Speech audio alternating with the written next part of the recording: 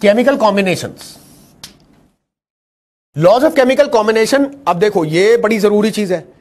जब मैटर एक दूसरे के साथ कंबाइन करेगा, जब मैटर एक दूसरे के साथ रिएक्ट करेगा। अब मिक्सचर से हमारा इतना लेना देना नहीं है, हमारा ज्यादा लेना देना कंपाउंड से है, क्योंकि अब हम लोग केमिकल कॉम्बिनेशन पे आ रहे हैं। केमिकल कॉम्बिनेशन मतलब अगर जिन एलिमेंट्स की मैंने बात की थी वो आपस में कंबाइन करें और कंबाइन करके उनका कंपाउंड बने, तो ये किन लॉस के हिसाब से होगा, ये किस चीज के हिसाब से होगा। कल की तारीख में मैं तुम्हें कोई एलिमेंट पकड़ा दूं, मल्टीपल एलिमेंट्स पकड़ा दूं और तुम उनका रिएक्शन करके मुझे कंपाउंड्स बनाने के लिए दो, तो उनके आपस में कॉम्बिनेशन होके कंपाउंड बने, इसके पीछे गवर्निंग लॉज क्या है। बहुत पुराने जमाने में जब केमिस्ट्री इवॉल्व हो रही थी तो उस टाइम पर वैज्ञानिकों ने कुछ ऐसे लॉज दिए थे जिन लॉज के बेसिस पर पूरी केमिस्ट्री चलती है। लॉज ऑफ केमिकल कॉम्बिनेशन बहुत जरूरी है, इंपॉर्टेंट है, इसको ध्यान से पढ़ना।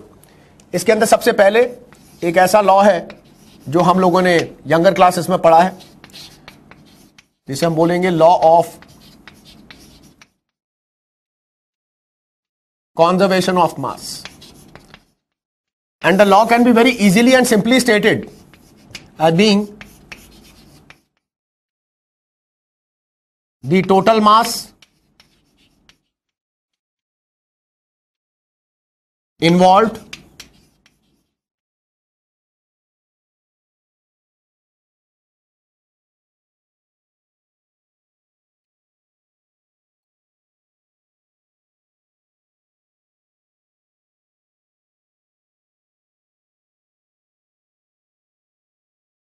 Total mass involved in a chemical reaction always remains constant.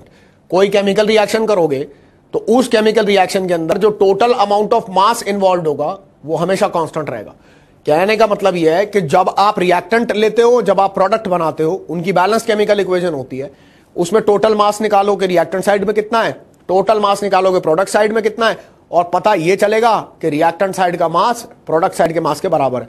कहने का मतलब सिर्फ इतना है कि मास जो है वो डिस्ट्रॉय नहीं होता, मास क्रिएट नहीं होता, मास डिस्ट्रॉय नहीं होता। लॉ ऑफ कंजर्वेशन ऑफ मास को अगर हमें किसी दूसरे तरीके से बोलना पड़े तो दूसरे तरीके से बोल दो, matter can neither be created nor be destroyed, total mass remains constant, mass of reactants must be equal to mass of products. ये हमको मालूम है कि केमिकल रिएक्शन में जो मास इन्वॉल्व होता है वो मास जो है वो चेंज नहीं करता। एक एग्जांपल लेके इसको अगर देख लेते हैं तो वो बेटर रहेगा। इधर देखो एक बार और इसको समझने की कोशिश कर लेना। सपोजिंग मैं ऐसे बोल दूं, calcium carbonate reacts with sulphuric acid,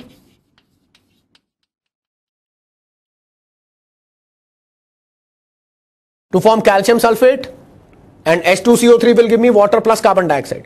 चलो इसी के बीच में सबसे पहले मास का टोटल मारना शुरू करते हैं। इधर बताओ कैल्शियम कार्बोनेट का मॉलिक्यूलर मास क्या होगा? 100 एटॉमिक मास यूनिट, जिसको छोटा u करके लिख सकते हो। और H2SO4 के लिए टोटल मॉलिक्यूलर मास कितना होगा? 98u।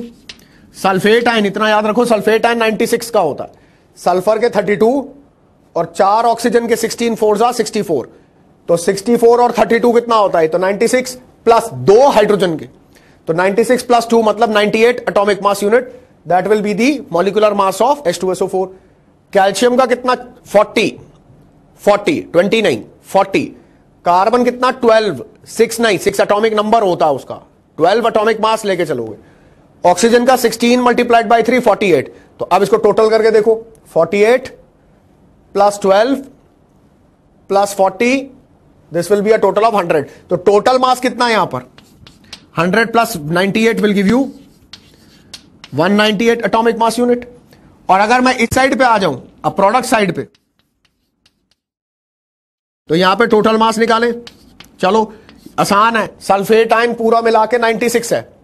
सल्फेट का मास याद रखो ना, सल्फेट का मास तुम्हें बहुत बार काम आएगा। सल्फेट का मास 96 है और कैल्शियम 40 है, तो 96 और 40 कितना होगा? 136। पानी का कितना होता है?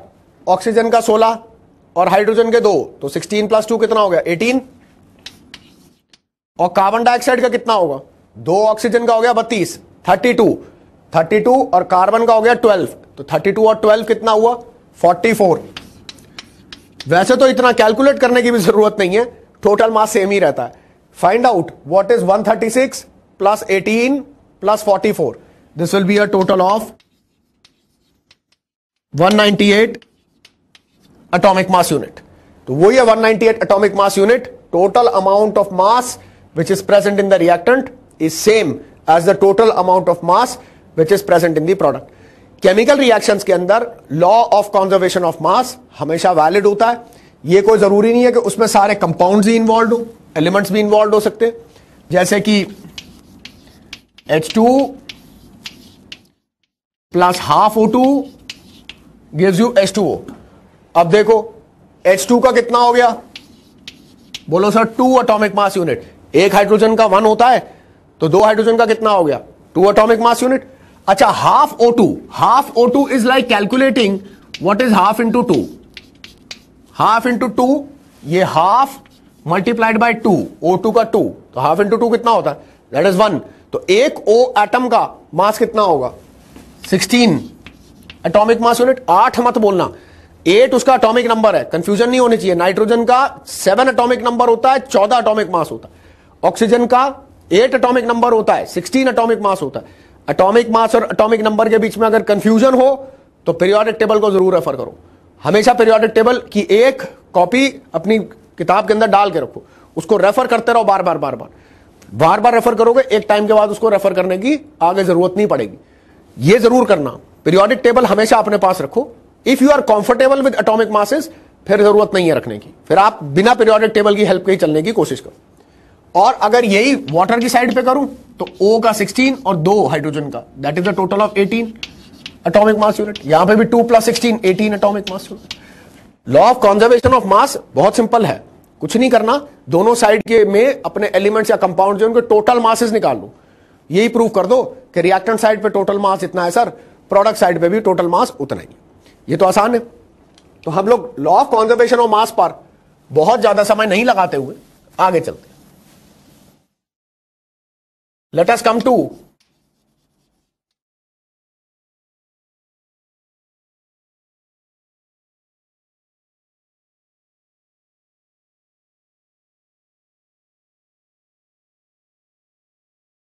Law of constant composition. Law of constant composition भी बहुत पुरातन जमाने में दिया हुआ लॉ, बहुत पुराना जमाने का लॉ। और वो कहता है elements always combine in a fixed ratio by mass to form stable compounds. इसको पहले लिख लेते हैं।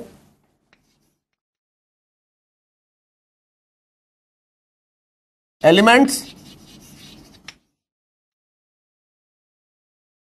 Always combine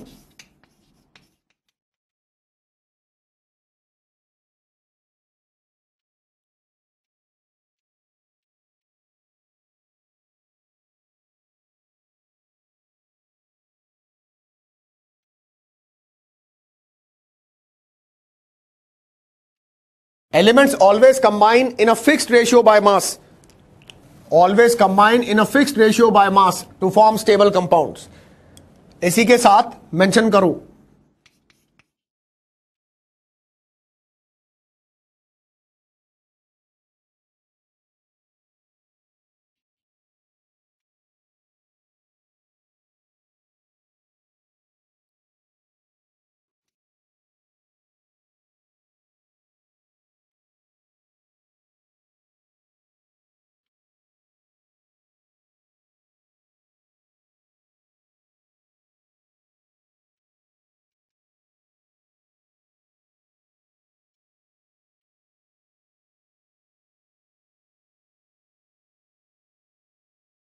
this ratio always remains fixed irrespective of the source or method of synthesis of the compound. Law के हिसाब से इस चीज की एनालिसिस डालो। Elements always combine in a fixed ratio by mass to form stable compounds. अगर मुझे कोई कंपाउंड बनाना है और वो कंपाउंड, जरूरी बात है सारे कंपाउंड्स एलिमेंट्स के ही कॉम्बिनेशन से बन रहे हैं, 2 एलिमेंट्स आपस में जुड़ते हैं तो कंपाउंड बनता है। Elements always combine in a fixed ratio by मास, जब उनका आपस में कॉम्बिनेशन होता है तो इसका कितना मास चाहिए और इसका कितना मास चाहिए कि ये आपस में जुड़ जाए, ये मास कांस्टेंट है। तभी तो उसका नाम उन्होंने डाला law of constant composition.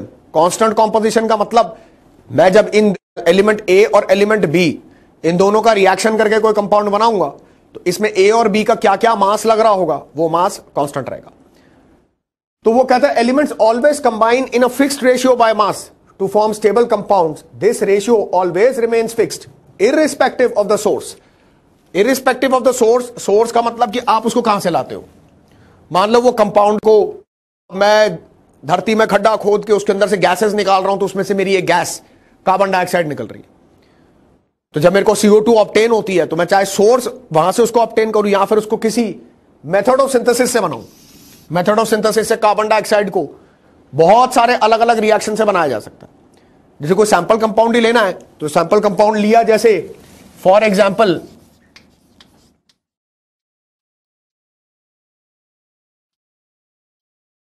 Consider carbon dioxide. Carbon dioxide consider करने में सबसे पहले मान लो carbon lies in the form of graphite, react with free air to form carbon dioxide. इसको मान लो मैं ग्रेफाइट को कंबस्ट कर दूं कार्बन डाइऑक्साइड बनाने के लिए. मेथड ऑफ सिंथेसिस की ही बात है, तो उसको और बड़े तरीकों से बनाया जा सकता है. जैसे सोडियम कार्बोनेट है, उसे HCl से रिएक्ट कर दो,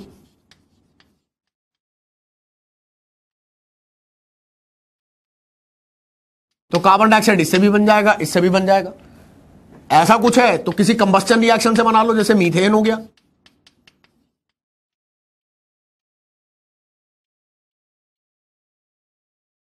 तो मीथेन की कंबस्टन करके भी कार्बन डाइऑक्साइड बन जाएगी. वो कहता है कि सर आप चाहे CO2 को किसी भी सोर्स से ऑब्टेन कर लो, या फिर आप CO2 को किसी मेथड ऑफ सिंथेसिस से बना लो. जो कार्बन डाइऑक्साइड आप बनाओगे वो चाहे किसी भी मेथड से बने, चाहे वो किसी भी सोर्स से ऑब्टेन हो, उस कार्बन डाइऑक्साइड के अंदर carbon is to oxygen combination ratio by mass will be 12:32. एक कार्बन है और 2 ऑक्सीजन है, तो 2 ऑक्सीजन है तो 16 2 32, और एक कार्बन है तो 12. तो वो कहता है कि carbon is to oxygen combination ratio by mass will be 12:32 irrespective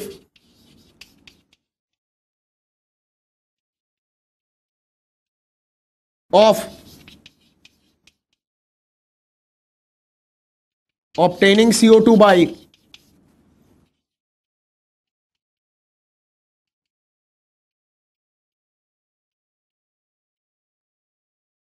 any method और सोर्स. चाहे किसी मेथड से बना लो, चाहे इस मेथड से बनाओ, इससे बनाओ, इससे बनाओ, या फिर किसी सोर्स से ऑब्टेन कर लो. कहीं नेचुरल सोर्सेस से कार्बन डाइऑक्साइड मिल जाती है, एटमॉस्फेयर में कार्बन डाइऑक्साइड होती है, वहां से ऑब्टेन कर लो. CO2 का सैंपल अगर आपने ऑब्टेन किया तो उसके अंदर carbon is to oxygen combination ratio by mass हमेशा 12:32 ही रहेगा. ये इस चीज पर निर्भर नहीं करता कि आप उसको किस मेथड से बना रहे हो, ये इस चीज पर भी निर्भर नहीं करता कि आप उसको किस सोर्स से ऑब्टेन कर रहे हो.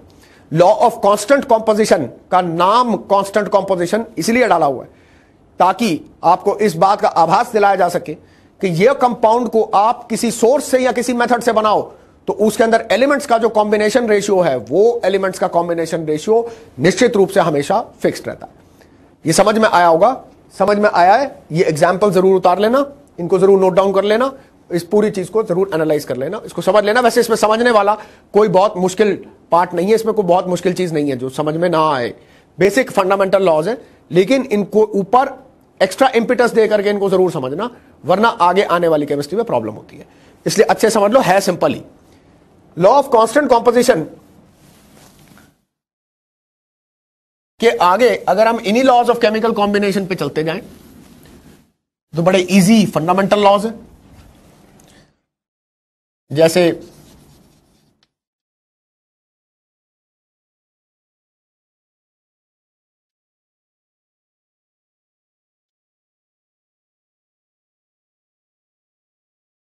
लॉ ऑफ मल्टीपल पोर्शंस है.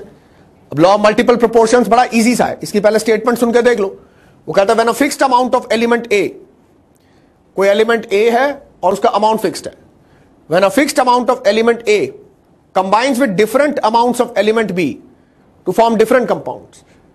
एलिमेंट ए का अमाउंट फिक्स्ड है लेकिन बी का अमाउंट फिक्स नहीं है, तो ए बी के साथ कंबाइन करके अलग अलग टाइप के एलिमेंट्स, अलग अलग टाइप के कंपाउंड्स बना रहे.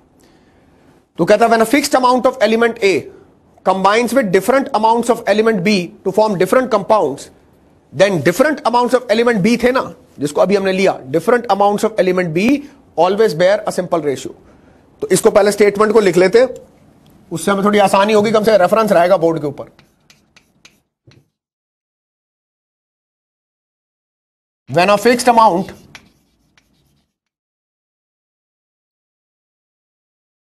of element A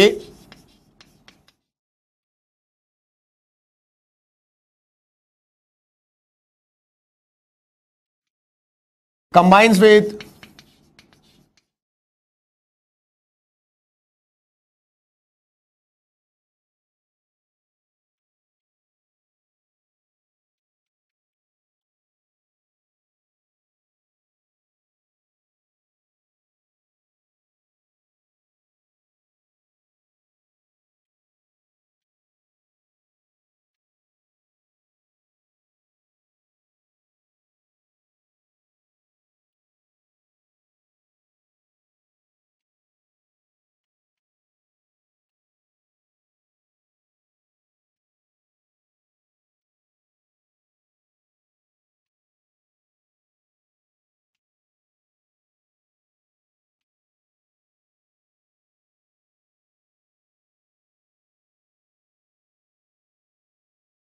चलो इसको लिख तो दिया, तो कम से कम बोर्ड के ऊपर हमारे लिए रेफरेंस रहेगा, इसको नोट डाउन भी कर लेना। लॉ मुश्किल नहीं है, इसको पहली बारी में समझ लो।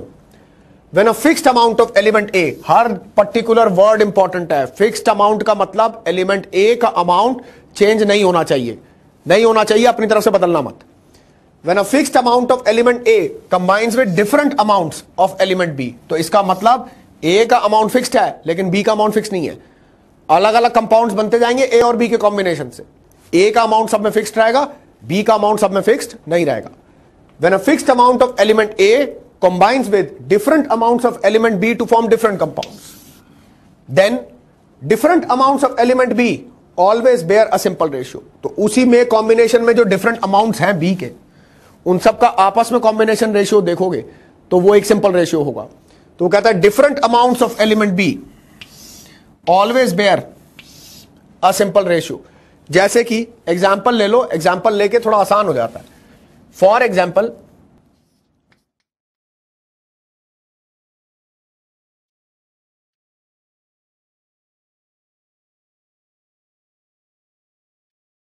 Carbon combines with oxygen to form carbon monoxide, carbon combines with oxygen also to form carbon dioxide.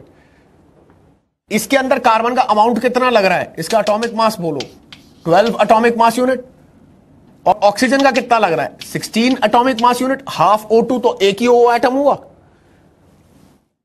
इसके अंदर भी 12 एटॉमिक मास यूनिट। तो एलिमेंट ए का अमाउंट फिक्स्ड है, ये देख रहे हो, तो यहां पे मेंशन किया when fixed amount of element A, तो इसका मतलब एलिमेंट ए का अमाउंट इसमें फिक्स्ड है। Different amounts of element B, ये बी है, ये ए हुआ, ये बी हुआ। तो बी के अंदर अमाउंट क्या है, एक O एटम का 16 एटॉमिक मास यूनिट, दो ऑक्सीजन एटम का 32 एटॉमिक मास यूनिट। तो वो कहता है then different amounts of element B always bear a simple ratio. तो खुद देखो, what is 16 is to 32, so 16 is to 32 is ratio of oxygens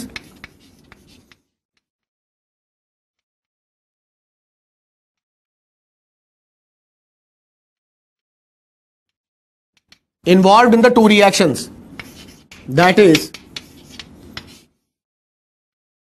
1:2। तो जब एलिमेंट ए का अमाउंट फिक्स्ड हो तो एलिमेंट बी के अमाउंट वेरी करे, वेरिएशन जो होता है वो हमेशा सिंपल रेशियो में होना चाहिए। और एग्जांपल लेके देख लो, जैसे N2 combines with half O2 to form N2O, N2 plus O2 can also form nitric oxide, N2 plus 3/2 O2 gives you N2O3, N2 plus 2 O2 gives you N2O4, N2 plus 5/2 O2 give you N2O5। बहुत सारे oxides बना लिए। Polyvalent multiple valencies exhibit करने वाला element है, बहुत सारे oxides बना सकता है, उसमें तो कोई प्रॉब्लम नहीं है। देखो अब तुम्हारे लिए शायद ओरल भी हो जाएगा, बहुत मुश्किल नहीं है। इसमें नाइट्रोजन का अमाउंट कितना है? 14 multiplied by 2, 28 atomic mass unit. 14 नहीं बोलना, 28। 7 एटॉमिक नंबर होता है नाइट्रोजन का, 14 एटॉमिक मास होता है, तो N2 का कितना हो गया? 14 2 28। इसमें 28, इसमें कितना? 28, इसमें भी 28, इसमें भी 28, इसमें भी 28। तो हमारी पांचों एक्सपेरिमेंट्स में नाइट्रोजन का अमाउंट फिक्स्ड है। उसी से ही तो वो शुरू करता है ना, fixed amount of element A. तो एलिमेंट ए ये है, ये एलिमेंट बी है, तो एलिमेंट ए का अमाउंट इन सारे रिएक्शंस में फिक्स्ड है। इसमें ऑक्सीजन का अमाउंट कितना हो गया? 16। इसके अंदर कितना हो गया? 32। 3/2 O2 मतलब 3 O एटम्स, मास कितना हो गया? 48। इसमें 2 O2 मतलब 64, और इसमें 5 O एटम या 5/2 O2 मतलब 80। So what will be 16 is to 32 is to 48 is to 64 is to 80 according to the 5 experiments which we have shown there। ये तो सिंपल रेशियो में ही आ रहे हैं, तो ये जो रेशियो होगा, ये रेशियो क्या होगा? 1:2 3 4 5। तो law of multiple proportions, multiple देखो वर्ड का मतलब भी समझ में आ रहा। कोई कहता कांस्टेंट कॉम्पोजिशन, कोई कहता मल्टीपल प्रोपोर्शन, तो सिर्फ इनके नाम से भी हमें इस लॉ का आइडिया लग जाता है कि लॉ क्या है। तो लॉ ऑफ मल्टीपल प्रोपोर्शंस का मतलब एलिमेंट ए का अमाउंट रहे फिक्स्ड, बी का अमाउंट ना रहे फिक्स्ड। तो बी का अमाउंट वेरिएबल है, ए का अमाउंट अगर फिक्स्ड है और बी का अमाउंट वेरिएबल है, तो जो बी के वेरिएबल अमाउंट्स हैं वो सारे सिंपल रेशियो बेयर करते हैं। इसे लॉ ऑफ मल्टीपल प्रोपोर्शंस बोलते हैं। इसके अलावा जो हमारा नेक्स्ट लॉ है उसे हम लोग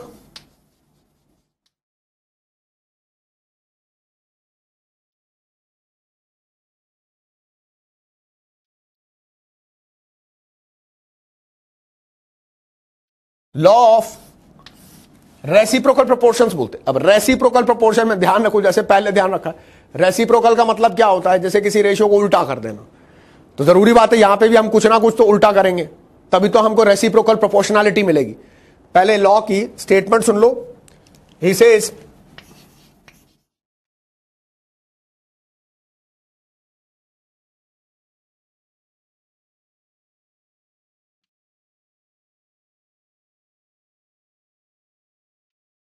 ये तो लॉ बढ़िया हो गया। इसकी पहली स्टार्टिंग स्टेटमेंट तो बिल्कुल लॉ ऑफ मल्टीपल प्रोपोर्शंस के जैसी ही है।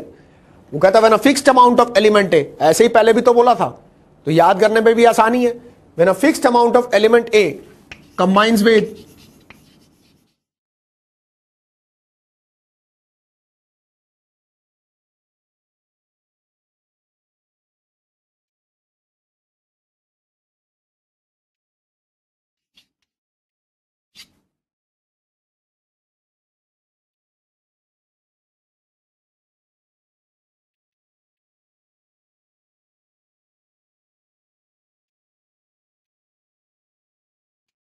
when a fixed amount of element A combines with two different elements B and C to form two different compounds, then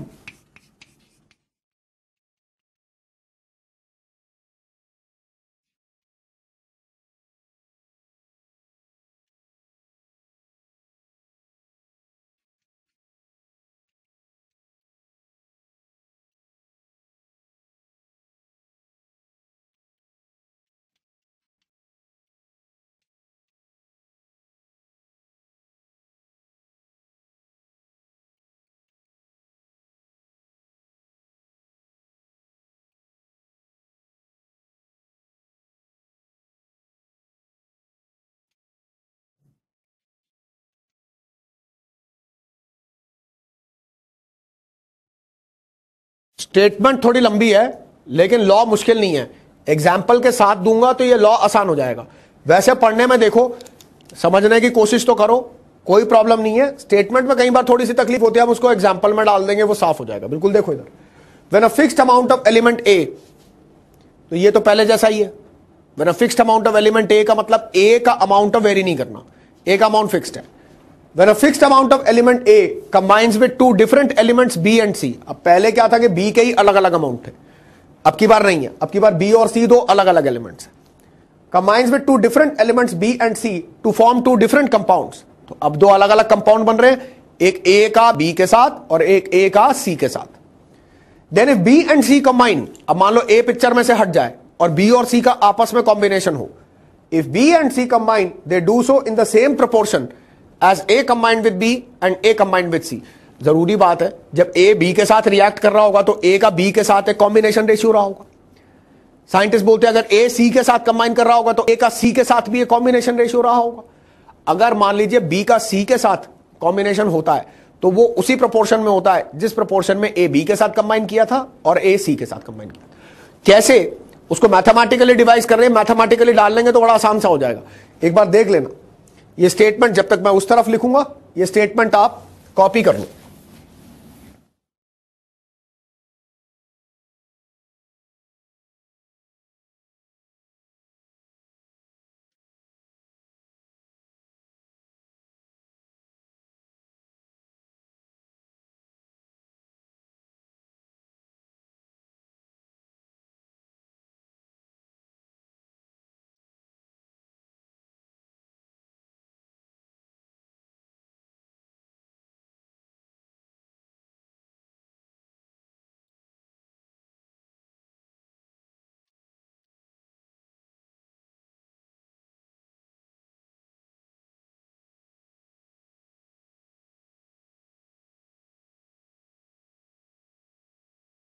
चलो ये कॉपी कर लिया, तो अब उस तरफ देखो, उसको एग्जाम्पल को देखो, एग्जाम्पल को देख के समझ में आएगा। सपोजिंग मेरे पास सोडियम मेटल हो और मैं सोडियम का हाइड्रोजन के साथ कॉम्बिनेशन करवाऊं तो मुझे सोडियम हाइड्राइड मिलता है। अगर मेरे पास सोडियम मेटल हो और मैं उसका क्लोरीन के साथ कॉम्बिनेशन करवाऊं तो मुझे सोडियम क्लोराइड मिलता है। हर एक्सपेरिमेंट में ये समझ लो, ये एलिमेंट ए, ये एलिमेंट बी है और ये एलिमेंट सी है। तो वो कहता है कि अगर बी और सी कंबाइन करता है, ये दोनों आपस में कंबाइन करेंगे, then they will do so in the same proportion as A combined with B and A combined with C. कैसे? एक्सपेरिमेंट 1 में सोडियम का मास अपॉन हाइड्रोजन का मास इन्वॉल्व विल बी 23:1। तो सोडियम का एटॉमिक मास क्या है? तो 23, और हाइड्रोजन का एटॉमिक मास क्या है? 1। तो सोडियम इज टू हाइड्रोजन का जो कॉम्बिनेशन रेशियो है बाय मास, दैट इज 23:1। और अगर एक्सपेरिमेंट 2 देखूं तो सोडियम का क्लोरीन के साथ जो कॉम्बिनेशन रेशियो है दैट विल बी 23:35.5। 23:35 अब वो कहता है मुझे चाहिए ratio of combination of hydrogen is to chlorine B:C। तो सबसे पहले तो इसका रेसिप्रोकल करो। रेसिप्रोकल क्यों कर रहा हूं? क्योंकि रेसिप्रोकल प्रोपोर्शंस का लॉ है। तो जब आप रेशियो लिखते हो A/B एंड A/C, तो A/B और A/C में किसी एक रेशियो का रेसिप्रोकल करना जरूरी है। करके देखो क्यों किया है, समझ में आएगा। अगर मैं इसका रेसिप्रोकल करके पलट दूं तो mass of hydrogen upon mass of sodium involve will be 1:23। अब वो कहता है mass of combination of B and C will be in the same proportion as A combined with B and A combined with C. तो इसका पहला ratio क्या है? Mass of hydrogen upon mass of sodium multiplied by this ratio mass of sodium upon mass of chlorine. ध्यान से देखो, यहां पे मास ऑफ सोडियम कट जाएगा सिर्फ तब अगर सोडियम का अमाउंट फिक्स्ड हो। तो इसी चीज से तो उसने लॉ स्टार्ट किया था when a fixed amount of element A. तो ये भी तो क्वेश्चन है, ये fixed amount of element A है, लेकिन अगर ये फिक्स्ड अमाउंट एलिमेंट ए ना रहे तो, अगर नहीं रहेगा तो ऐसे में रेशियोज को मल्टीप्लाई करने पर कॉमन एलिमेंट का मास कैंसल आउट नहीं होगा। तो मास ऑफ सोडियम दोनों एक्सपेरिमेंट्स में काटने के लिए, उसको कैंसिल करने के लिए fixed amount of element A के साथ स्टार्ट करना जरूरी है। So mass of hydrogen upon mass of sodium would be 1/23 multiplied by 23/35.5, that is 1 divided by 35.5। इसका मतलब अगर हाइड्रोजन कल की तारीख में क्लोरीन के साथ कंबाइन करता है तो हाइड्रोजन का क्लोरीन के साथ जो कॉम्बिनेशन रेशियो आएगा वो 1:35.5 आएगा। इस लॉ को एग्जाम्पल के थ्रू अगर समझते हो तो हमारी जो केमिकल कॉम्बिनेशन के लॉ की फाउंडेशंस हैं वो और स्ट्रांगली बिल्डअप हो जाती हैं। वो बहुत जरूरी है, उस चीज की अंडरस्टैंडिंग बहुत जरूरी है कि जब आप एक रेशियो लिखते हो तो दोनों में आप रेशियो लिख रहे हो A/B, A/C। तो ऐसे दो रेशियोज में तो कॉमन एलिमेंट कटेगा नहीं, इसका मतलब किसी एक को तो आपको रेसिप्रोकल करना पड़ेगा। यही कारण है कि उसका नाम दिया हुआ है लॉ ऑफ रेसिप्रोकल प्रोपोर्शंस। यहां जो इसको रेसिप्रोकल करते हो, उस रेसिप्रोकल करने के चलते सिमिलर एलिमेंट के जो मासेस हैं वो अगर फिक्स्ड हैं तो वो कट जाते हैं, जिसको हम लोग लॉ ऑफ रेसिप्रोकल प्रोपोर्शंस बोलते हैं।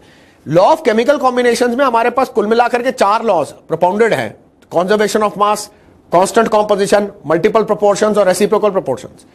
वैसे इनके अलावा एक लॉ और है जिसको हम लोग गेलो-सैक्स लॉ ऑफ कंबाइनिंग वॉल्यूम्स बोलते हैं। गेलो-सैक्स लॉ ऑफ कंबाइनिंग वॉल्यूम्स भी हम इसके साथ ही लॉ ऑफ केमिकल कॉम्बिनेशंस में ही कर लेंगे।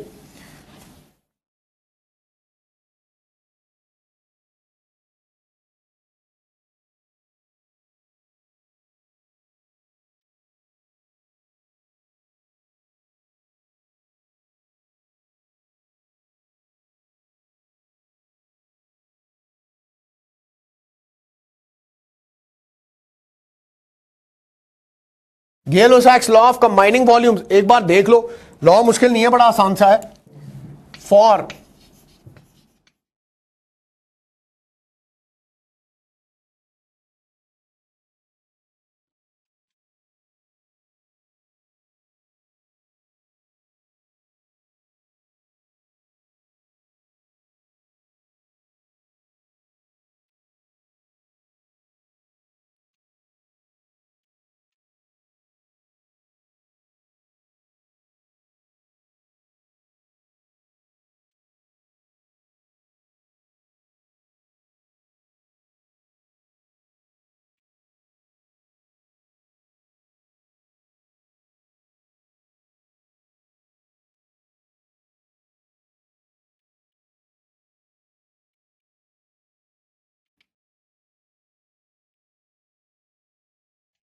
अच्छा, मुश्किल नहीं है सर, एक बार देख लो, इसमें थोड़ी सी कंडीशंस है, ज्यादा नहीं। वो कहते हैं for a homogeneous gas phase reaction. ये जो लॉ है ये सिर्फ उन रिएक्शंस के लिए वैलिड है जिन रिएक्शंस के अंदर सारे reacting substances, product substances, gases. अब ऐसा मेरे पास रिएक्शन लेके मत आना जिसके अंदर कोई सॉलिड हो या कोई लिक्विड हो। जब इस लॉ की शुरुआत में बोला है गेलो-सैक्स लॉ ऑफ कंबाइनिंग वॉल्यूम्स, तो उसके स्टार्टिंग लॉ के अंदर conditions apply, and the conditions apply is that this is valid only for a homogeneous gas phase reaction in which all reactants and all product species involved in the reaction are gases. So for a homogeneous gas phase reaction, gases react in a fixed ratio by moles. ये तो जरूरी है, ये तो किसी भी chemical reaction में होता है। जैसे मैं लिख दूं N2 plus 3H2 gives me 2NH3। अब इसके आगे लिख दिया 1, तो मैं कोई भी, मेरे को बच्चा भी कोई आके बताएगा और कोई कहेगा sir 1 mole of nitrogen reacts with 3 moles of hydrogen to give me 2 moles of ammonia. कि sir 1 mole nitrogen 3 mole hydrogen के साथ रिएक्ट करेगा सर, तो 2 मोल अमोनिया बनेगा। तो वो इसको पढ़ो आगे, वो कहता है gases react in a fixed ratio by moles. ये तो मोल्स का रेशियो है। This ratio also conforms to the reacting volumes. Reacting volumes का मतलब ये, अगर 1 मोल नाइट्रोजन 3 मोल हाइड्रोजन के साथ कंबाइन करके 2 मोल अमोनिया बनाता है, तो I will say 1 litre nitrogen 3 litre hydrogen के साथ कंबाइन करके 2 लीटर अमोनिया बनाएगा। इसको चाहे 1 मिलीलीटर नाइट्रोजन 3 मिलीलीटर हाइड्रोजन के साथ रिएक्ट करके 2 मिलीलीटर अमोनिया बना ले, 1 हेक्टालीटर 3 हेक्टालीटर के साथ कंबाइन करके 2 हेक्टालीटर अमोनिया बना ले। एक काम करो, उसको जनरल रिप्रेजेंटेशन में लिख दो 1 volume nitrogen combines with 3 volume hydrogen to give me 2 volumes of ammonia. कहने का मतलब सिर्फ इतना है, अगर उसका रेशियो ऑफ कॉम्बिनेशन है बाय मोल्स, तो वही ratio of combination ratio of combining volumes भी है। जिस रेशियो में स्पीशीज रिएक्ट कर रही है बाय मोल, उसी रेशियो में वो स्पीशीज रिएक्ट भी कर रही है बाय वॉल्यूम। शर्त सिर्फ एक है कि ये एक होमोजीनियस गैस फेज रिएक्शन होना चाहिए जिसके अंदर गैसेस इन्वॉल्व हो। तो अगर गैसेस इन्वॉल्व हैं तो जो उनका कंबाइनिंग रेशियो है बाय मोल्स, वही उनका कंबाइनिंग रेशियो भी है by volume.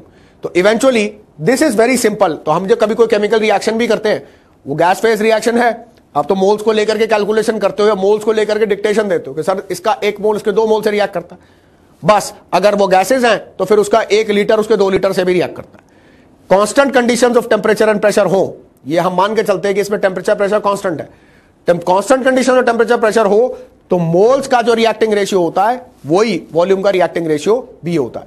Our overall discussion in this particular lecture conforms to all your laws of chemical combination and basics of matter, material particles and their constitution, matter in the form of compounds and elements and mixtures, and then consequently with the fundamental laws that govern chemistry and its applications. Thank you very much for your patient listening.